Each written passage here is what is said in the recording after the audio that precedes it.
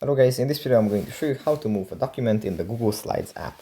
But before that, don't forget to subscribe, leave a comment down below, because at 10,000 subscribers I'm going to show you my whole YouTube revenue statistics and growth strategy. So without further ado, let's just jump right into it. First you have to open up Google Slides. And here it opens up like this. From here we just have to select the document that we want to move. Then tap on the three dots next to its name, scroll down, tap on move. And then here we have to select the destination where we want the document to be moved. And then after we selected it, we can just tap on move to finish the action like this. And then the presentation is going to be